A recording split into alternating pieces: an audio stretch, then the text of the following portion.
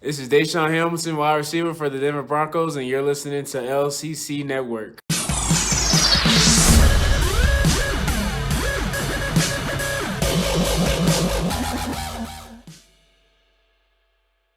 Hey everyone, welcome to the Commissioner's Clubhouse and the LCC Network for the Conference Championship round of the playoffs. One game away from Little Critter Bowl 10, and this is going to be good. I can feel it. With me today, I got Jameson, like always. What's going on? What's up, man? What is up, guys? Conference weekend, like Pat mentioned, we're through 2 weeks of the LCC playoffs. 2 more to go, and then we'll be in the fantasy offseason, which is mind blowing. Because I feel like we just started the NFL season. I know, God, it has flown by. Guys, we're in the postseason, which means 1 episode a week, which means we're going to do Week 14 recap and then do some conference championship preview. But guys, we're bringing back the Primetime recap for this week. It's not as much. It's definitely less games, but we feel like we can kind of bring that back to you. I think some people liked it last time, so we'll do it again. Are you ready, Pat? I'm ready. Let's do this. All right, I'll play it and then I'll kind of start. So, all right, guys, since this is Primetime, we're going to start with Primetime. Daquan goes for broke, while the Moneymakers go broke in a lopsided divisional round matchup that pushes Daquan to the conference championship. Side note, Mufali had 5 players score below 20 points in the playoffs this weekend. That hurts. That hurts. Next up, we've got Hunter of Champions, who makes easy prey of Mr. 300 in a 286-229 blowout and expects to go all the way. Colby never felt like the #1 seed and was exposed in the first round of the playoffs for the first time in years. Now, no surprise to see Hunter here again, but let's see him finish the job. All right, all the makings of a champion. #1 seed, perfect division record, winning history, but whoop! It's a fumble! Zach Ertz drags Pat to a 300-plus game, but once again, Pat, you end up all alone in the corner after getting an invite to the dance. Every elite team, by the way, scored 300-plus points this week. Congrats. That's good. I guess you got to be proud of something after losing. Isaac, in the next game, Isaac gets spurred by Cameron's dominant defense and a nail-biter of a finish, losing 334-331. With the Spurs organization now recovered from heart surgery after last week's close win, Isaac has got to be the most religious man in the area at this point, just hoping and praying for a stat change in his favor. and that's saying a lot, because this is South Carolina, right? We're in the heart of the Bible Belt. Everyone is here is religious, and Isaac's just throwing up Hail Marys and prayers this week for a stat change. It's only 3 points, so I mean we're talking 1 tackle goes one way or the other for either one of these guys, right? And we could be seeing a different team. That's pretty remarkable. This will be the first time in playoff history that any team has lost or won based off a stat change. Like that's never the time you want it to happen, is during a playoff game. No, and Cameron's been on the wrong end of a couple of these stat changes in the past. So I know he said in the group chat that he is going to quit fantasy football if the stat change goes against him this week. So we'll see what happens. We're going to do the show as if Cameron is the owner moving on, because that's all we have right now. So we'll do the show as if that's the case, but we could be reevaluating come Thursday. So we'll see what happens with that. But just, we got through the Primetime thing pretty quickly. So we'll kind of move back here for just a second to week 14, just to briefly look at some of these games.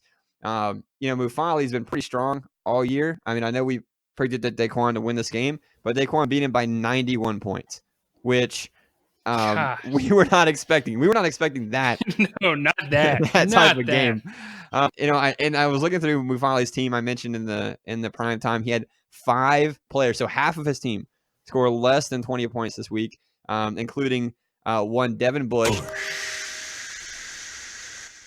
who got 4 points, which is 1 tackle against Arizona. So I don't know what happened. I don't know. I haven't looked at it. I don't know if it was a snap count thing, defensive time or offensive time possession thing for Arizona, or what happened. But to only see one tackle is crazy. OBJ, 7 points against Cincinnati.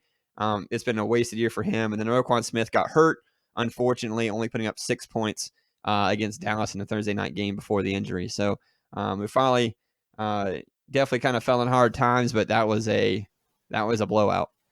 Yeah, that was pretty rough. I thought mine was going to get out of hand for a little bit, but he gave me hope. Mafali gave me hope that mine wouldn't be as bad, for sure. And go ahead. It's just crazy because I felt like I don't feel like I know for a fact we gave so much praise to Mafali in the offseason, the entire offseason. He was one of our favorites to win that conference or at least to go deep into the playoffs. And here we are, like he gets past wild card, great. But then he gets slapped around by Daquan and just the most, most disrespectful way possible. Just destroys him. And then Daquan, on the other hand, we had his best possible outcome at 7-5. We had him anywhere between 7-5 and 5-7. He loses 2 games the entire regular season, and he blows Mafali out of the water, who we had, I think, it's like a 9-3 team or 8-4 team, something like that. Yep. It was definitely a little surprising. How about Isaac and Cameron both losing their receivers in the game this week? So Isaac loses Devontae Parker after getting 5 points. And then Cameron, you're like, all right, it's over. Cameron's already 3 points ahead. Alshon Jeffrey's playing. Alshon Jeffrey goes down before getting a single point for Cameron. So Isaac texted us Monday morning before the game, obviously. And he said, hey, guys, what are my chances that Alshon Jeffrey goose eggs and I win via stat change? And I remember saying, not very high. It's not very likely. Although in the back of my head, I was always wondering, I was like, well, if there's a guy that would get hurt, it'd be Alshon. And then it happened. And so crazy to see what might happen here after Cameron's dominant defensive performance. And then Ryan Tannehill, by the way, who I recommended, if you remember, before the playoffs started as my playoff MVP, 61 points this week. So helping, I remember it. Yeah, helping carry Cameron to victory. 53 points 2 weeks ago at the right before the playoffs. But and then then he had Joe Mixon. Looks like he's kind of revived, but Isaac kind of had some similar things with Chandler Jones and Deshaun Watson, but didn't get a whole lot from some of his defense as well, even though Tracy Walker blew up. So very, very, I think everyone's kind of waiting Thursday, like, with bated breath to see what happens via stat change. So we will see. We'll see, guys. Anything else you want to touch on, Pat? No, not between those matchups. I mean, it was kind of like watching a Rocky movie. You know what I mean? Like Rocky gets knocked down and then someone else like gets knocked down, is back and forth. And, eventually the champion is Rocky at the end of it. It just depends. In this case, who's Rocky and who's, the Russian at the end of this. So in this case, Cameron's Rocky right now until we see what happens. At the moment, yeah. At the moment. Okay. Gotcha. And then, we mentioned Hunter and Colby getting exposed. It looked like, 229 in his first playoff game. He kind of suffered the same Alshon Jeffrey problem. It really wouldn't have mattered unless Alshon Jeffrey just went ballistic. It really wouldn't have mattered a whole lot. So, Hunter is here on a less than dominant week. It wasn't awful. 289 still solid. All of his players were somewhat consistent. Didn't have any boom at all, except for maybe Jalen Smith, if you consider him. Literally no other player besides Jalen Smith over 34 points. So it's a very consistent across the board type thing. Colby had a lot of issues with his defense in week 14, and now we see Hunter just like we thought we would. Yeah, it's I don't think it's surprising considering kind of where we had him during the offseason. We knew like the way he was able to, I don't want to say manipulate, that's not the right word, maneuver his way through the rookie draft with only one other person. We knew he was going to have a good year and be able to sustain success. Although this past week, it was not the prettiest sight. And in fact, this is I don't know if this is a sign of things to come for the conference championship. The last time Hunter broke 300 was week 9 of the regular season. Oh, wow. Wow. So it's been a little bit. It's been a little bit then. 278 was what he had in week 12. He had 278 again in week 11. And then he had 299 in week 10. And then he had 364 in week 9. That is nuts. That is nuts. Well, we'll see what happens as he moves on to face Daquan. We'll talk about that here in a few minutes. And then the last game, Pat, you and Billy. Billy blew up this week. It's very, very reminiscent of what happened last year in the playoffs. Or you mean every year? Well, for you, every year. Last year, you and Billy played in the playoffs. And in fact, in the wild card, not in this round, in the wild card, where he beat you there. Do you want to guess? If you had to guess, how many points Eric Reed has over the last 6 weeks, what would you say? Total. Oh, probably what I thought he would have. Like, probably over 2 weeks or 3 weeks. Over 6 weeks. The level of 6 weeks. Yeah, the level of consistency he's had. Sorry, I'm doing math in my head right now. I would say like 300. He has over 300 points in the last 6 weeks. Doesn't surprise me. I'm not even fazed by that. And he in the last 3 weeks has had almost 100. He has 169 points in the last 3 weeks. He had 50 this past week. So he is proving to be that stud that you thought he would, and he's probably going to finish as a top 5 defensive back at this point, with the numbers that he's putting up through 16 weeks, through a 17-week season. That's crazy.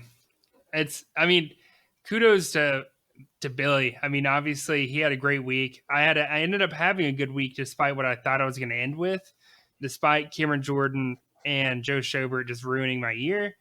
Screw those guys. At least I don't have to worry about keeping them after this. But yeah, no, it's, remarkable year so far for Billy. Again, going into the conference championship, he's 1 game away from at least finishing up right where he left off the previous year. And once you're in, man, you're in. Anything can happen. So who knows? Maybe he actually gets the job done, depending on whether he plays Isaac or Cameron. But again, we're just going to assume he's playing Cameron. We don't know what stat change or if a stat change will even happen. But yeah, it's definitely been another good year for Billy. All right. Well, that's it for the review, the recap, guys. Good luck not for the episode, I guess. Congrats to those guys that moved on. Good luck next year to the guys who didn't. So we'll see you in the offseason. But let's kick it off into some conference championship.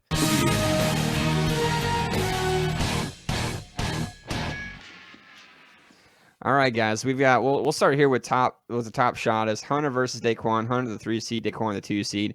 This is I think what I expected, at least for the last couple of weeks, seeing these two guys here. They've both set their lineup. It looks like they've both set their lineup already, and it's projected to be pretty close. It's within 11 points. Hunter right now is projected to be out on top. Pat, have these guys? Hunter's been in the league for 3 years. How often have they played each other? You want to try to take a guess first? If I had to guess, I'd probably say they've played each other 4 times. 4 times. What would you say? Just series split head to head. What would you say? 3-1. Hunter's only lost like 7 games, so it's probably 3-1 in Hunter's favor. Okay. So here it is. You ready for it? They've played each other 3 times since 2017, and actually they played each other a year ago to the day from this past week in the playoffs in the division round. Hunter won 298 to 237. Oh. And then they played each other week 7 of this year, of course, and Daquan won 297 to 259, and actually 269. Sorry, and one of his, if not his lowest game of the year for Hunter. So who owns the record overall? It's been split the last year. So, I should have said that. So Hunter's actually, before week 7, Daquan had not beaten Hunter before that point. So it's, slightly favoring Hunter. If Daquan wins this, he'll get revenge from last year and he'll split the series 2-2. But I think for both these guys. I don't think either one's really thinking, oh, really want to improve my record against the other guy. These guys are just trying to get to the Little Critter Bowl for the first time ever. I mean, regardless of who wins this, it'll be a first, appearance for either team going to the Little Critter Bowl. For Daquan, he's been around since 2010, the very beginning. Hunter's been in the league since 2017 and has not missed the playoffs since. I don't know. I don't see either team really. I don't. This is going to end up being a high-scoring game. I wouldn't be surprised if we get 300 from both, just the way that their seasons have gone. I'm trying to pull up the game day stuff right now, so I'm going to see the matchups between the two of them. But it's favoring. What were we going to say? It's favoring Hunter right now. The matchups are the projected matchups. Daquan, he's got to look at Devontae Parker because I haven't kept up with the injury status of Devontae Parker. So we'll see what happens with him. He can make adjustments there fairly easily, I think, at wide receiver. But Daquan's team is stacked. He's got Logan Ryan starting this week, who I love. Another guy I'm playing against in our other league is not starting Logan Ryan against me, which I thought was odd.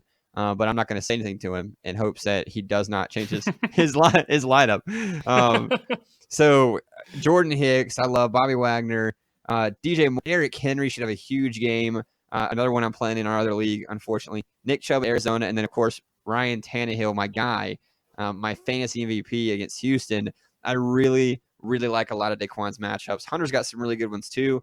I love Devin White, but I don't like. I'm not huge on the Tyreek Hill at Denver. Pat Mahomes, he's looked a little off, hurt his hand last week.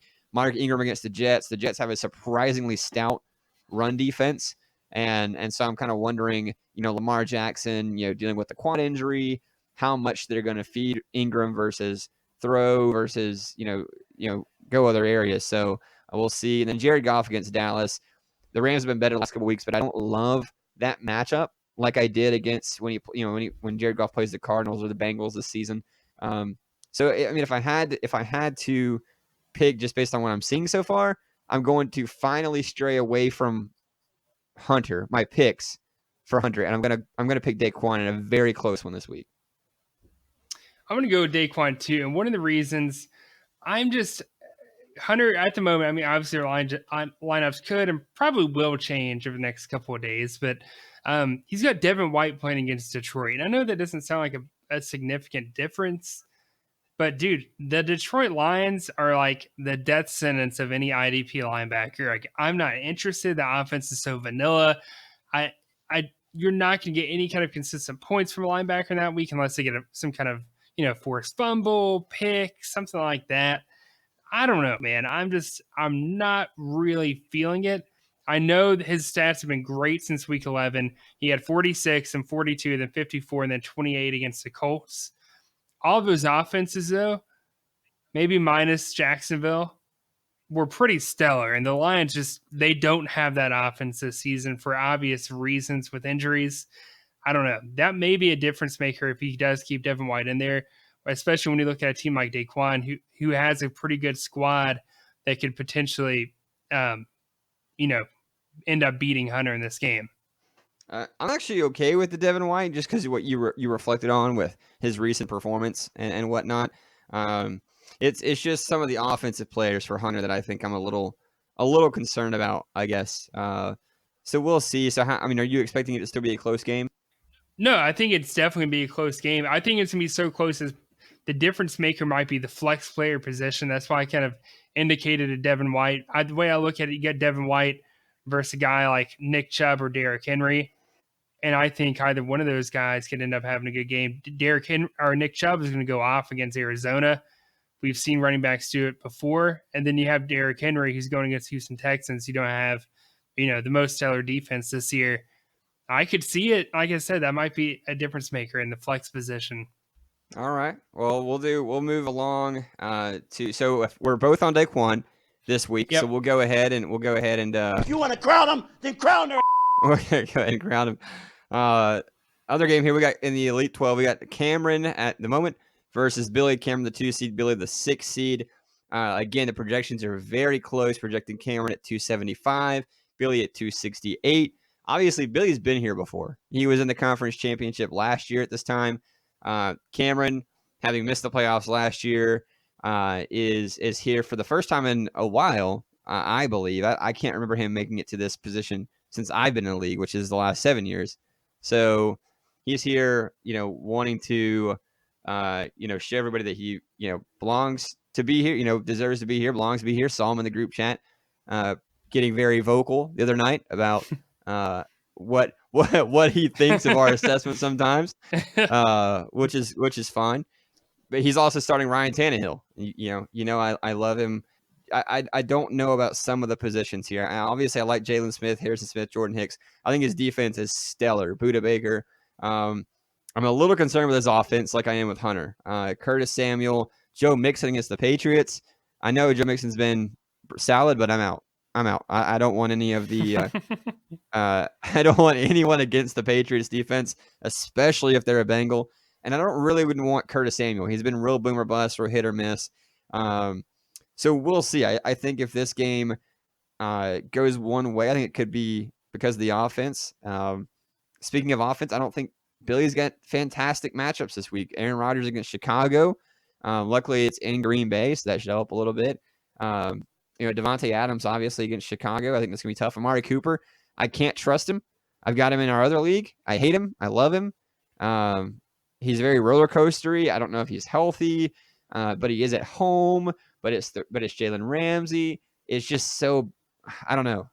It's really hard to read. But he has Eric Reed as well. Speaking of reading, I guess. So, Pat, with all that being said, I'm not going to make a decision yet. I'm going to let you talk through your analysis, and then I'll jump in here in a minute. Sounds good. I'm going to kick it off a little bit with the history. This is the first time these guys have ever faced each other in the playoffs, and it's a conference championship at that. This is definitely the biggest and best game between both teams. Last time they played is week 11 of this year, and Cameron won 303 to 238, which helped him clinch his division and get that first round bye, which definitely helped. In some ways, I wish that wouldn't have happened because that means I wouldn't have had to play Billy this week, but that's a different story, I guess. But anyways, yeah, so Cameron's coming into this game on a 5-game winning streak. Billy's on a 2-game winning streak, is winning when it matters the most. I don't know. Like, Cameron, obviously, he's familiar with the playoffs. Billy's familiar with the playoffs. Both of these guys are good. They've been good for a while. I think it's going to be, again, a close game. I'm kind of with you, though, in some of these matchups. I don't like the Amari Cooper matchup. I really don't like the Aaron Rodgers matchup. The Joe Mixon, yeah. I mean, how often are the Bengals really going to run against the Patriots defense? And where they're going to be down the entire game? I just don't see that happening. Even if they do, if they feed Joe, they fed Joe Mixon a lot before when they've been down, right? They don't give a fuck about game script. But that's true. Even if they feed him 23 times, and if they feed him 23 times, right, and he gets 58 yards, right? Are you happy with that? What, 10, 11 points out of him? I mean, maybe at the end of the day, 15 or 16. I mean, unless he falls in the end zone and maybe he catches a few passes. I mean, that's what he'll have to do, is catch a lot of short passes through this game. And that's possible. So I think he has a decent floor if he can catch passes. But, man, I just don't know. I wouldn't be super excited about it. Okay, let's do it this way. I think it'll be easier. Well, I'm gonna list a player, and I'm going to compare them. You tell me which one you like better. Ryan Tannehill, Aaron Rodgers. Tannehill, all day. All right, Joe Mixon, Todd Gurley. Gurley, not even close. Okay, so far I'm right there with you. Next up, we've got. Sorry, their flexes are in different positions, so it's harder to do this. Julian Edelman versus Devontae Adams. Edelman. I'll take Edelman. I'm going Edelman too. Curtis Samuel or Amari Cooper. I benched Amari Cooper in another league for George Kittle this week, but I'll take Amari Cooper. I'm going to go Curtis Samuel. Okay. Cameron Hayward or Khalil Mack. Khalil Mack. Even though I like Cameron Hayward, I'll take Khalil Mack this week. Yeah, no, I'm definitely with you there. Jordan Hicks or Luke Kuechly. Oh. So normally I love Jordan Hicks. I've been on the show talking about Jordan Hicks before. Talked about him in the offseason, talked about him in the postseason. But Seattle is they're going to give Chris Carson the ball 35 times in this game. I swear to God. 35. Luke Kuechly is going to get 12 tackles. So I'm going to go Luke Kuechly over Jordan Hicks this week. I'm going to say it's a wash, in my opinion, because I feel the same way about the Browns. They're going to be running it down Arizona's throat. Next up, you got Ezekiel Elliott. You ready for this? Yeah. Versus Jalen Smith. I'll take I'll take Jalen Smith, I think. In a very close one. I'm going to take Jalen Smith, definitely in that. It'll be close, but I'm going to give the slight edge to Jalen there. All right, you got Harrison Smith versus Adrian Amos. Harrison Smith. I'm going to go. I'll go Smith, I guess. It's another close one. Buda Baker versus Eric Reed. I'm going Eric Reed before even saying anything. Eric Reed. You're not even close. Yeah. I mean, don't get me wrong. Buda Baker is the man. He is great. He has been great all year. But I'm telling you, I have said this the entire postseason and even in the offseason for like nearly a year at this point. Eric Reed is a legit DB1 in our IDP format. He 100%. is. You're right. All right. Next up, Kevin Byard versus Eric Harris. Give me Kevin Bayard. In a close one. Yeah. But I'm going Bayard, which means I think I am too. I think if I kept track right, I think I'm 5-5 or 6-4. It's pretty close. But I'm gonna go Billy in this matchup. In a very, very close game. Well, I have it as a tie, basically, when I did my math just now. It actually came out to be a wash. I'm going to get... You know what? Just to make it interesting, I'm going to go with the upset. I'm going to go Cameron in this one. Assuming he doesn't lose to a stat change. Yeah. And then real quickly, Cameron. Tyler, Michael in the Visa Card Bowl. Oh, yeah. This is the game we've all been waiting for. We've all been waiting for. One of these guys is walking home $30 richer. The other one, whatever. I don't know what's going to happen. They'll be out, and then they'll play next year. We're not gonna break it down because no one cares about it. And I doubt these guys are listening. But Michael, favorite 3 points over Tyler. Who you picking? Ooh, I'm going to go Tyler. He's actually surprisingly had a really good year for himself by his standards at 6-6. So I'm going to go Tyler in this one. All right. I'm going to go Michael. So we'll see what happens. I don't blame you. We'll see what happens. All right, guys. We are done. That's it for week 15. We'll be back on next week to review last week of the year. Oh, man. That's disappointing. Next week is our last episode of 2019. So we'll be taking a week off because of Christmas and all that stuff. Yeah. Both be traveling, or I'll definitely be traveling. Yep.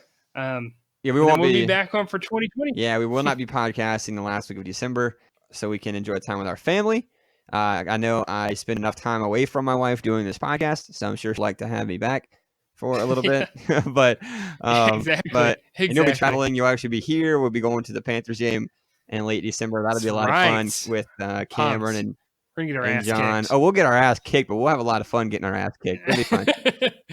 We're gonna have fun. We're gonna make a good time about it. We're gonna bet on how many times Kyle Allen gets sacked, something like that. Drink every time he fumbles. We'll be swaying out of there, falling down those steep ass stairs.